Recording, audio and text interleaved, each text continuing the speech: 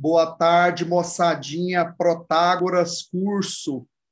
Hoje eu vou deixar para vocês aqui gravado uma aulinha sobre forças intermoleculares. Um capítulo lá da Química Geral que ficou destinado para eu trabalhar com vocês como um assuntozinho isolado, né? Então, terminamos aí a parte de eletroquímica e vai ficar essa aula, então, para você assistir. Um assunto bem tranquilo, gente, bem simples. Acredito que não vai ter nenhuma dificuldade, tá? Da mesma forma que fiz das outras vezes, junto com essa aula, vai estar lá para você os slides dessa aula, né, que eu vou utilizar com você aqui para explicar a matéria, e a lista de exercícios para você aplicar os conceitos que você aprendeu na aula, tá? Então, vamos lá, venha comigo, vamos juntinho, devagar, sempre naquela alegria, né? Importantíssima. Deixa eu compartilhar a tela com vocês aqui.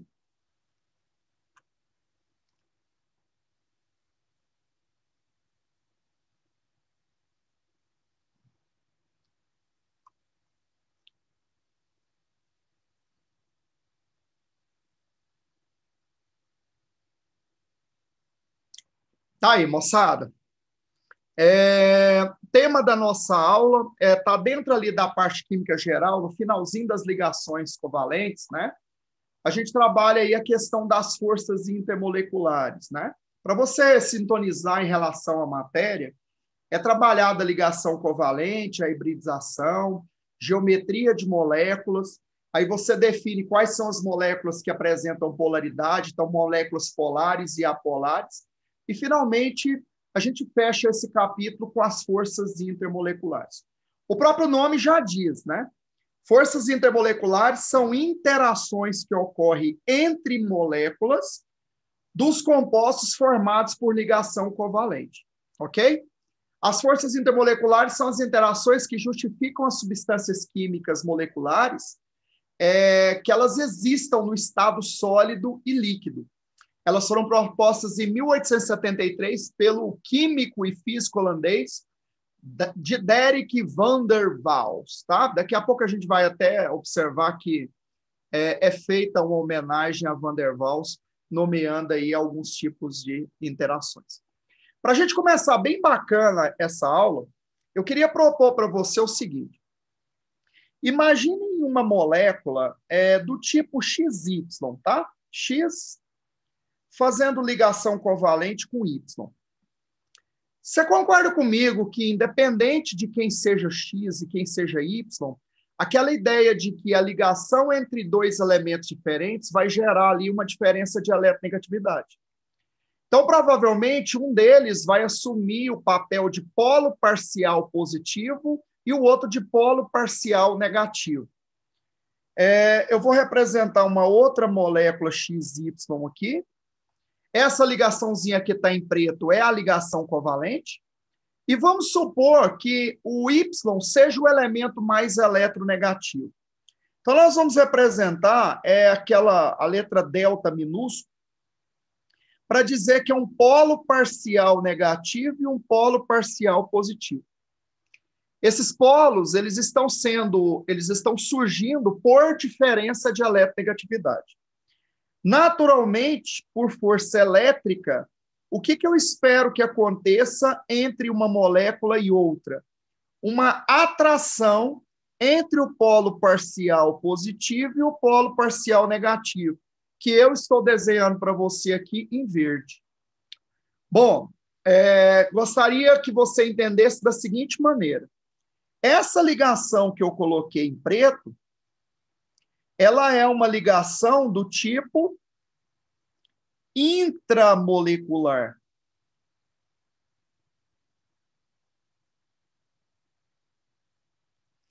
Por sinal, que ligação é essa que eu estou enxergando aqui? A covalente, a ligação covalente. Então, ela é uma ligação dentro da molécula. Sempre lembrando, gente, que para eu romper essa ligação, eu estou rompendo o compartilhamento, a interpenetração de orbitais. Isso aconteceria numa reação química, tá? Num processo químico. Já essa ligação que eu desenhei para você em verde, Ela é uma ligação entre moléculas. Então, nós temos aqui uma ligação intermolecular. Essa ligação, com certeza, mais fraca do que a intra, porque ela não envolve compartilhamento de elétrons, ela é uma mera atração de cargas opostas entre moléculas diferentes, tá? Tá, tudo bem que nós vamos ver alguns casos especiais que tem até a possibilidade, dentro de uma mesma molécula, você ter uma interação semelhante a essa que eu te mostrei aqui, quando a molécula é grande, tem grupos funcionais diferentes, principalmente na química orgânica, e aí você teria a possibilidade da hidroxila de uma molécula interagir, por exemplo, com o hidrogênio da própria molécula, tá? Mas de uma forma geral, e pensando na química inorgânica e moléculas pequenas, a ligação em preto, então, ela é intramolecular e ela vai ser rompida em transformações químicas. E a interação em verde, ela é a interação intermolecular. E ela vai estar intimamente associada às propriedades físicas desse composto. Você entende que interações intermoleculares mais fortes fazem as moléculas estarem mais unidas, pontos de fusão e ebulição tendem a ser o quê? Maiores. Isso vai justificar propriedades como densidade, viscosidade, volatilidade. E aí nós vamos envolver essas forças intermoleculares sempre com propriedades o quê? Físicas, tá? Então tá aqui, ó. Gostaria de dar esse destaque para você, então. Isso aqui está associado a propriedades físicas. Tá? Bom, galera, queria saber, então, se nesse primeiro momento você conseguiu visualizar o que seria, então, as interações intermoleculares. Intenção dessa aula, te apresentar as possibilidades que nós temos de interações entre moléculas, tá? De interações entre moléculas. Olha que bonitinho esse desenho que aparece aqui junto ao título. Você pega a molécula do HCl, o H exercendo o papel de polo parcial positivo, o cloro exercendo o papel de polo parcial negativo. Você percebe que o desenho da nuvem mais densa do lado do cloro significa que houve um deslocamento da nuvem eletrônica para o lado do elemento mais eletronegativo, deixando aquela parte da molécula parcialmente carregada com carga negativa. Quando chega um HCl, então, próximo ao outro, nós teremos essa inversão. Parte positiva da molécula atraindo a parte negativa da molécula vizinha. E essas interações intermoleculares sendo estabelecidas entre elas. Obviamente, não faz sentido você pensar nessas interações quando você tem moléculas no estado gasoso. Lembra daquela ideia assim? No estado sólido, essas interações estão bem fortes e por isso as moléculas estão bem unidas. No estado líquido, você rompeu parte delas, aumentou o distanciamento das moléculas, e como isso é de natureza elétrica, a intensidade dessas forças diminui, por causa da distância, e a gente vai considerar que no estado gasoso, essas forças intermoleculares, elas tendem a zero, ou praticamente não existem. Então, depois dessa explicação, eu posso, então, afirmar com vocês que as interações intermoleculares são atrações que ocorrem entre moléculas para justificar a existência dessas moléculas no estado sólido e no estado líquido. Topzera, galera? Fera radical. Bora à frente. Vou te apresentar a primeira interação intermolecular, então, a famosa ligação de hidrogênio, também conhecida no submundo do crime como ponte de hidrogênio. Vamos lá? Ligações de hidrogênio são o tipo de força intermolecular mais intensa que ocorre entre dipolos permanentes das moléculas, em que o polo positivo é sempre o hidrogênio e o polo negativo pode ser o flúor, o oxigênio ou o nitrogênio. Bom, olha essa observação que apareceu aí em lilás. O hidrogênio só será capaz de estabelecer ligação de hidrogênio se o hidrogênio estiver ligado internamente, ou seja, na molécula, ao flúor oxigênio ou nitrogênio. Ok? Esse desenho que aparece para você aqui representa com perfeição a interação intermolecular entre duas moléculas de água.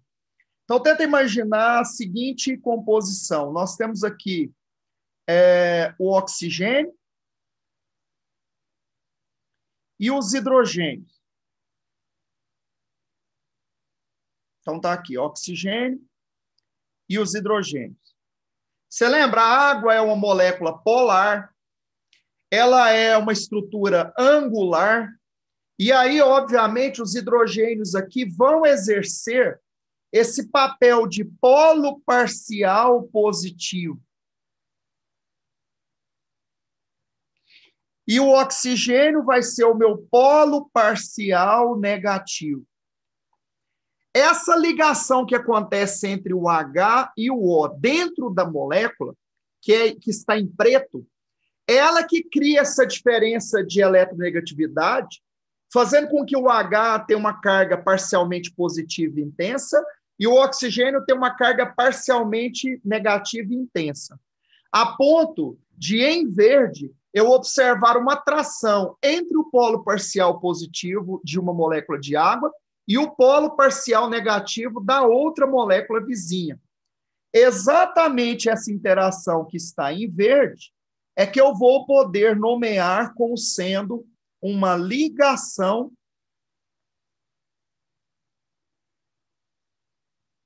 de hidrogênio.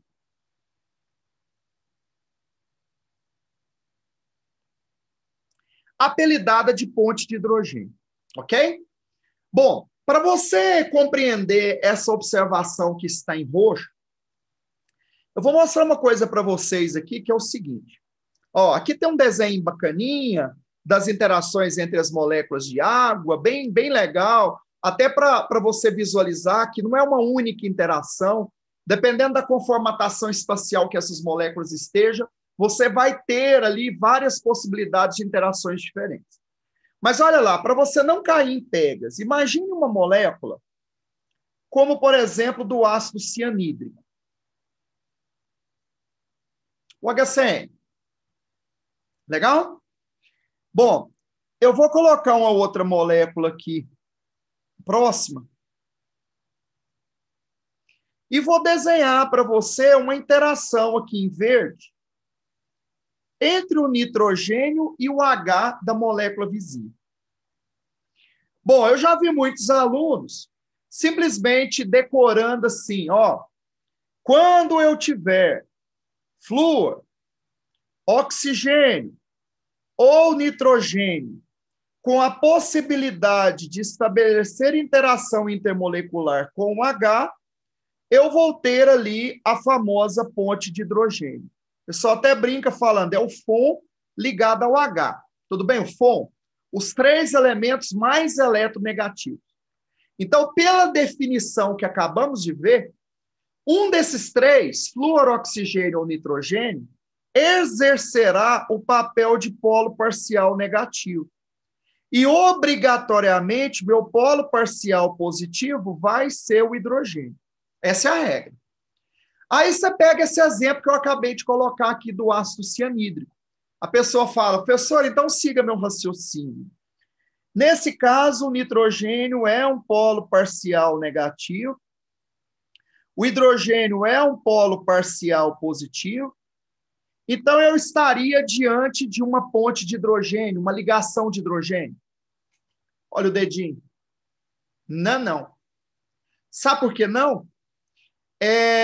O nitrogênio ele só vai ter carga parcial negativa suficiente para ser classificada como ponte se ele tiver ligado diretamente ao hidrogênio. E vice-versa. O hidrogênio vai ter essa carga parcial positiva suficiente para fazer uma ponte com a outra espécie se ele tiver ligado diretamente ao flúor, oxigênio ou nitrogênio. Perceba que a ligação que ocorre entre o carbono e o hidrogênio, vou colocar aqui em vermelho para você, ó. Ela não é com nenhum dos três. E a diferença de eletronegatividade entre o H e o carbono é muito pequena, a ponto dessa carga parcial positiva que o hidrogênio tem aqui, ela não ser suficiente para ser considerada uma ponte de hidrogênio. Então, galera, olha lá a afirmação que eu estou te fazendo aqui, ó. Eu vou explicar mais à frente o que seria essa interação, mas não é uma ligação de hidrogênio, tá? Não é. Eu já vou afirmando aqui para vocês, isso aí vai ser um dipolo permanente, que é uma interação que acontece entre duas moléculas polares. E aí, vê se agora ficou clara a minha afirmação. Olha aqui. O hidrogênio só será capaz de estabelecer ligação de hidrogênio se o hidrogênio estiver ligado internamente ao flúor, ao oxigênio ou ao nitrogênio. Então, se ele não está ligado dentro da molécula a um dos três, aquele H ele não teria capacidade de fazer ponte de hidrogênio com outra molécula fora daquela estrutura. Tá? Vamos lá, mais um exemplozinho aqui, gente, porque vale a pena. Se você tivesse, por exemplo, assim, ó, um éter, metoxmetano. Ele tem oxigênio, tem hidrogênio, mas não vai existir ponte de hidrogênio entre o metoxmetano e o outro. Por quê? Porque o H não está ligado diretamente ao O, igual o exemplo que eu acabei de dar aqui com o HCl. Mas aí você colocou esse monstrinho na água. E aí eu te perguntaria se essa interação aqui, ó, entre o H da água e o O do éter seria ou não uma ponte de hidrogênio. Ok? E aí eu já vou te afirmar que sim. Estamos diante de uma ligação de hidrogênio. Por quê, professor? Porque o Hzinho, eu vou circular aqui para você ver na hora de estudar. Professor, mas eu não vou estudar. Vai. O H, ele adquiriu carga parcial positiva ao estar ligado diretamente ao O na água. E aí sim, essa carga é suficientemente positiva para ele fazer ponte de hidrogênio agora com qualquer oxigênio, qualquer nitrogênio ou qualquer flúor. Entendeu? Então, a água, ela seria capaz, então, de fazer uma ligação de hidrogênio com qualquer composto que tenha flúor, que tenha nitrogênio ou que tenha oxigênio, já que a condição para que aquele H seja capaz de fazer a ponte é simplesmente estar ligado internamente ao flúor, oxigênio ou nitrogênio. Galera, por que essa interação é considerada forte? Porque é uma interação entre os extremos. Os três mais eletronegativos e o menos eletronegativo. Ok? Mas não esqueça, insisto mais uma vez, para que essa diferença de eletronegatividade dê a possibilidade de classificarmos a ligação como ligação de hidrogênio, eu preciso que o H esteja ligado a um dos três covalentemente dentro da molécula. Top? Massa? Muito bacana. Bom, vamos à frente. Galera, esse é o Van der Waals. Nós vamos encontrar ainda muitas questões cobrando como forças de Van der Waals apenas as interações do tipo dipolo induzido. Mas a grande maioria dos autores eles já começam a superar essa ideia e a utilizar a seguinte ideia.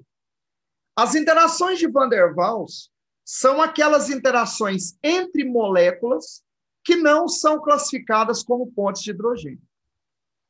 Repetindo, são as interações entre moléculas que não são classificadas como pontes de hidrogênio.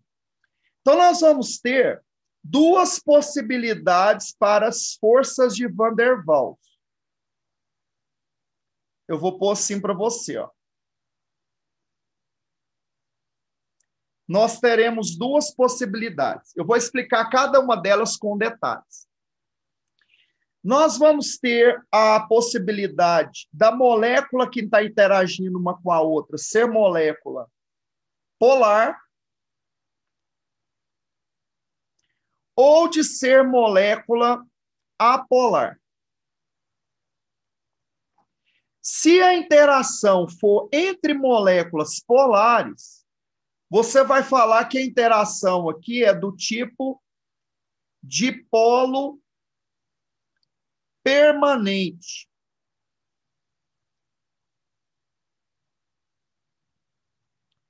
Se a interação for entre moléculas apolares, nós vamos chamar essa interação de dipolo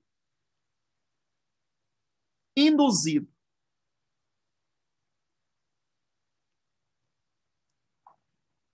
Mas ambas são tratadas como interações de Van der Waals. Tá? Gostaria muito que você, então, tratasse dessa maneira. Se eu observei, tem um Hzinho ligado ao FON, teremos naquela molécula as pontes de hidrogênio. Se não tem, eu vou classificar aquelas interações entre moléculas como forças de Van der Waals. Forças de Van der Waals para moléculas polares, dipolo permanente. Força de Van der Waals para moléculas apolares, dipolo induzido. Ok? Vou te apresentar cada uma delas agora e as outras nomenclaturas que são utilizadas para cada uma delas. Ok? Vamos. Dipolo-dipolo é também conhecido como dipolo permanente. O nome já fala. Por que dipolo permanente? Porque a molécula já é formada por polos. Então, ela é uma molécula polar. Se você está lembrado, as moléculas polares são aquelas cuja resultante vetorial, que é aquele μ, o momento de polo elétrico, ele é diferente de zero. Então, nós temos ali uma molécula que tem os polos bem estabelecidos. O polo parcial positivo, o polo parcial negativo. Volto com o exemplo do HCl. O que acontece entre duas moléculas ali de HCl? Vai rolar uma interação, vou colocar ela aqui para você verdinho, ó.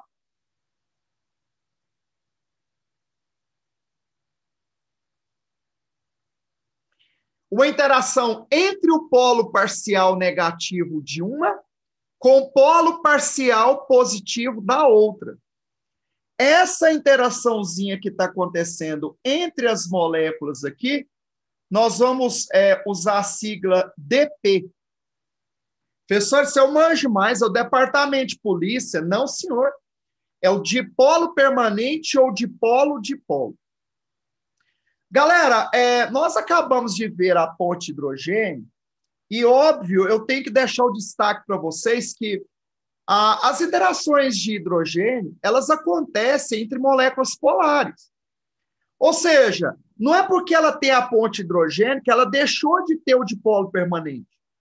Mas, obviamente, a ponte de hidrogênio, por ser uma interação mais forte, ela vai prevalecer e provavelmente vai caracterizar as propriedades físicas daquela molécula em prevalência em relação ao dipolo permanente. Ok? O que é o dipolo permanente e quando é que ele vai ganhar importância? Quando ele é a interação mais forte. E, obviamente, ela é a interação mais forte quando a molécula é polar. Então, você está ali atraindo estruturas que já têm essa polaridade bem definida na própria molécula. Olha esse nível organizacional aqui que acontece com esse desenho que aparece para você, onde a parte roxinha da molécula é onde tem a menor densidade eletrônica. E a parte mais, vamos falar assim, rosinha, é a parte onde a densidade eletrônica é maior. Ou seja, o que está acontecendo aqui? Ó? Você tem um polo parcial positivo, formado pelo H, um polo parcial negativo formado pelo cloro, e essa ideia ela vai se repetir e vai ocorrer as atrações devidas entre a parte positiva de uma molécula e a parte negativa da outra. Isso é o que nós vamos chamar de dipolo permanente, ou, se você preferir, só dipolo-dipolo. Tá? Tá aí, essa é a interação dipolo-dipolo. Moléculas que estabelecem dipolo-dipolo, comparada àquelas que estabelecem pontos de hidrogênio, tem uma tendência a ter pontos de fusão e ebulição menores, porque ela é uma interação mais fraca do que a ponte de hidrogênio, já que ela era uma atração entre polos que eram os extremos, os mais eletropositivos, com menos, os mais eletronegativos, com menos eletronegativo, que é o hidrogênio. Topzera, galera? Tá fera radical ou não? Muito bacana. Bom, gente, e aí, finalmente, eu vou te apresentar a última interação, que tem uma sequência de nomes, tá? Uma sequência de sinônimos. Ela é conhecida como dipolo induzido, dipolo instantâneo, forças de dispersão ou ainda forças de London. E não assuste se aparecer para você qualquer outra nomenclatura que seja a mistura desses termos, né? Tipo dispersões de London, né? A interação aqui ela é a mais fraquinha que existe, porque ela vai acontecer entre moléculas que não têm polos. Ou seja, nós estamos falando de moléculas apolares. Nós estamos falando de moléculas apolares. Galera, eu coloquei aqui como exemplo o iodo. Eu vou usar um cantinho aqui para rabiscar com vocês, mas o desenho está bem estruturado. Imagine cada bolinha roxa dessa aí representando uma molécula de iodo. Desculpa, cada bolinha representando um átomo. E cada desenho desse representando uma molécula de iodo, que é o I2. A nuvem eletrônica, que é a distribuição dos elétrons em torno aqui, ela é algo homogêneo. Você não vai ter um iodo puxando o elétron mais que o outro. Tanto que se eu tivesse que fazer uma cisão aqui, quebrar a ligação, ela teria tendência a dar a cisão homolítica e cada iodo ficar com o seu elétron e a gente formar radicais livres. Por que isso acontece? Porque agora, se você pegar a resultante vetorial aqui, como não tem diferença de eletronegatividade, aqui a resultante vetorial é zero. Para ser sincero, aqui nem o vetor tem no caso do iodo, porque não surgiu essa diferença de eletronegatividade. Então, nós estamos diante de uma estrutura apolar. Tá? Nós estamos diante de uma estrutura apolar, sem polos. Não tem o polo positivo, não tem o polo negativo. Bom, aí vem o questionamento. Professor, e como, então, uma molécula iria atrair a outra para existir o iodo no estado sólido, ou uma substância molecular apolar no estado líquido? Como é que seria justificativa para essas atrações entre as moléculas existirem? Bom, uma explicação interessante para isso é que a própria aproximação de uma molécula com a outra, igual o desenho está mostrando aqui, poderia gerar um deslocamento de carga elétrica por repulsão, uma indução elétrica, tá? Que você estuda lá na física. Então, nós poderíamos ter, por exemplo, os elétrons do canto esquerdo da molécula sendo, vamos falar assim, repelidos para passar para o outro lado da molécula em função de ter uma aproximação de duas nuvens eletrônicas. E aí, obviamente, você vai me perguntar, e quando é que essas moléculas se aproximariam? Ou quando você está baixando a temperatura, que a vibração está ficando menor, ou quando você está aumentando a pressão, que são os dois fatores que nós temos aí como variáveis de estado, para promover mudança de estado. Então, você imagina as moléculas se aproximando e, por indução de carga, um lado ficando levemente mais negativo do que o outro. E aí, olha lá, então, o que aconteceu aqui, ó. Por indução, a gente sai de uma nuvem toda homogênea e bonitinha para uma nuvem agora que ela tem uma certa, vamos falar assim, um certo deslocamento de carga, fazendo um lado ficar levemente mais negativo do que o outro. Obviamente, o que vai acontecer aqui entre essas moléculas que tiveram essa distorção de carga?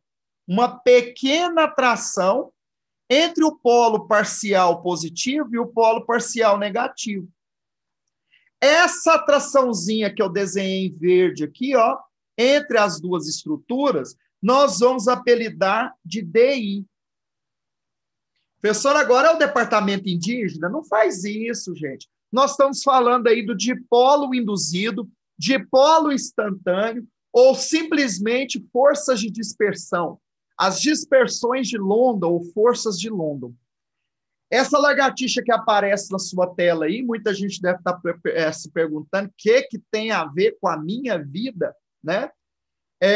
Nós teríamos ali interações do tipo de polo induzida acontecendo entre a patinha dela e a superfície por onde ela está andando, de repente a parede, uma superfície do vidro, porque nós teríamos aí estruturas orgânicas em que você tem a cadeia carbônica prevalecendo. E quando você fala do composto orgânico, você tem a parte carbônica prevalecendo, ali nós estamos falando de uma parte apolar, onde nós teríamos interações do tipo quê? Dipolo induzido. Ok? Então, vamos lá. Quais são as possibilidades que nós temos de interações entre moléculas? Só moléculas. Eu posso ter a ligação de hidrogênio, quando tiver fluoroxigênio ou nitrogênio ligado diretamente ao H. Eu posso ter o dipolo permanente, que é para moléculas polares que não estabeleceram pontos de hidrogênio. E nós vamos ter o dipolo induzido quando essa molécula em questão ela for o quê? Apolar. Quando ela for apolar. Qual a tendência? A tendência é que a ligação de hidrogênio seja mais forte do que a interação de polo permanente, que seja mais forte do que as interações de polo induzido. Quanto mais fortemente essas moléculas unidas, maiores os pontos de fusão e ebulição, menor é o volume ocupado por aquela substância, portanto, se o volume é menor, a densidade tende a ser maior, tá? Então, basicamente, nós teremos aí a possibilidade de você usar desse argumento teórico para justificar alguma propriedade física que a substância manifeste, ok? Bom, galerinha, eu vou colocar aqui para você uns exemplozinhos para a gente já ir caminhando para os finalmente e para ver se você entendeu efetivamente essa aula, tá? Imagine, então, que eu tivesse as moléculas aqui. Vamos pensar na molécula de água, metano, e vamos pensar também no H2S. Ó, água, metano e H2S. A água, nós vamos começar pela água, vamos lá. Você montaria comigo aqui a estruturazinha da água. Você lembra lá que a água, ela vai ter 2 pares de elétrons não ligantes aqui, ó. Ela tem uma geometria angular, obviamente, com 2 vetores aqui apontando para o oxigênio. Nós vamos ter uma resultante vetorial aqui, diferente de zero, e uma molécula polar. Tá? Uma molécula polar. O que você me fala do H2S? O gás sulfídrico, ou simplesmente ácido sulfídrico. Ele é muito semelhante à água. Tem geometria angular, resultante vetorial também não dá zero, e é uma molécula polar. E o metano, galera, olha que bonitinho, nós temos aí um hidrocarboneto, né? O famoso gás natural. Você tem uma estrutura tetraédrica, tetraedro com 4 vetores iguais e simétricos. Você lembra o que vai acontecer aqui? A resultante vetorial dá zero. Nós temos uma estrutura apolar. Tá? Apolar.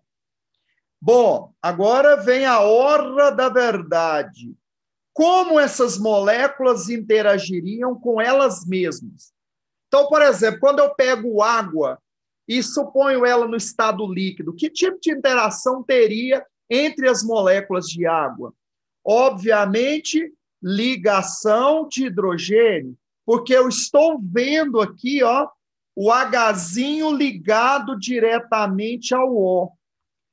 H ligado diretamente ao O cria o polo parcial positivo suficiente para ser ponte de hidrogênio quando esse Hzinho tentar interagir com o oxigênio da molécula vizinha. Já no caso de baixo, você tem uma força de Van der Waals. Qual força de Van der Waals você tem aqui? Dipolo permanente ou dipolo-dipolo, por se tratar de uma molécula polar. Legal? E, finalmente, embaixo, como a molécula não tem polos, a única possibilidade que ela vai ter de interagir com outra molécula igual a ela é por aproximação e indução de carga, surgindo aquela interação bem fraca que nós temos ali entre duas moléculas de metano, caso ela tivesse submetida a alta pressão e baixa temperatura, e tivesse um nível de aproximação entre as moléculas, nós teríamos ali o famoso dipolo induzido.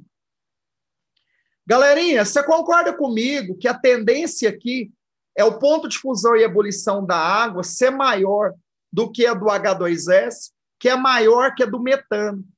Para você ter uma noção, a água em condições ambientais é líquida. H2S e metano em condições ambientais é gás, mostrando que as interações do H2S e do metano são interações mais fracas do que a da água. Ok? Para a gente fechar isso aqui bem bonitinho, gente, não ter estresse, eu queria que você me ajudasse agora a pensar numa situação em que eu simplesmente coloquei um sal na presença de água. Peguei água e joguei aqui uma determinada quantidade, pode ser de sal de cozinha, NaCl. Cuidado agora, hein? Nós não estamos falando só de interação entre moléculas. Você agora está jogando ali um composto iônico. Você lembra lá que o NaCl, por ser um composto iônico, ao entrar em contato com a água, nós teremos a sua dissociação em Na+, e Cl-, que é a quebra do retículo cristalino bonitinho. Vai existir a possibilidade da água agora estar interagindo com esses íons que ali dentro estão presentes, ok? Eu vou mostrar a interação da água com o íon sódio, mas valeria também para o íon cloreto, tá? Você concorda comigo que o que vai acontecer aqui é que nós teremos várias moléculas de água aproximando aqui do íon. Vou desenhar elas aqui bonitinho, tudo no formato angular, ó.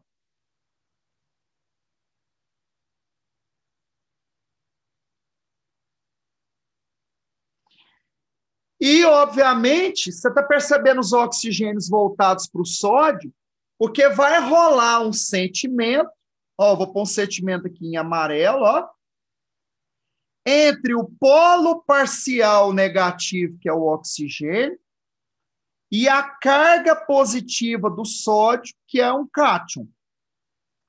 Então, você está tendo uma atração entre um polo parcial negativo, que é o O, e uma carga real positiva, que é o íon sódio.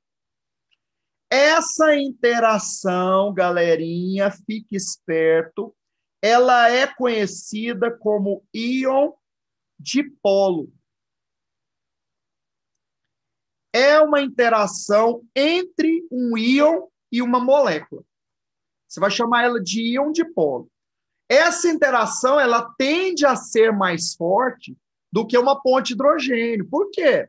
Porque você tem uma atração entre uma carga real de alguém que efetivamente perdeu elétrons e uma carga parcial. Diferente da ponte de hidrogênio, você teria atração entre duas cargas parciais, de alguém que efetivamente não ganhou e nem perdeu elétrons.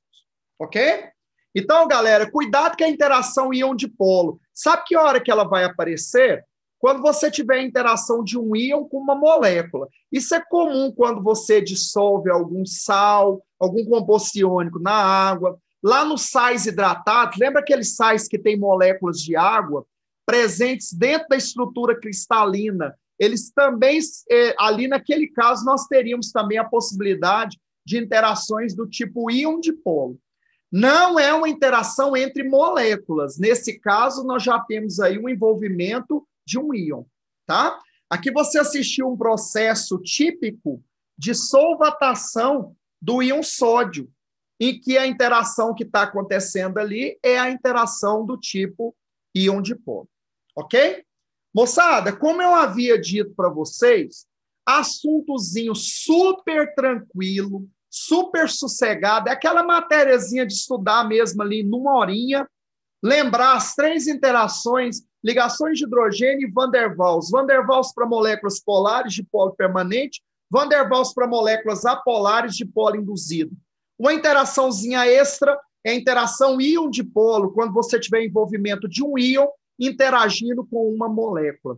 Todas essas interações que eu acabei de te apresentar, elas estão associadas a propriedades físicas desses compostos, tá? Galera, eu gostaria de desejar boas festas para vocês. Aproveite esses momentos com a família também para dar uma descansada. Muito sucesso, muita paz. Qualquer dúvida na matéria aí, pode me acionar aí nas redes sociais. Estou disponível aí no meu blog, nos meus contatos dentro das redes sociais. Estarei perdido por algum lugar nesse mundo aí, mas sempre conectado com vocês. Beijo, abraço, fica com Deus e com isso a gente encerra a nossa matéria. Valeu, gente. Brigadão.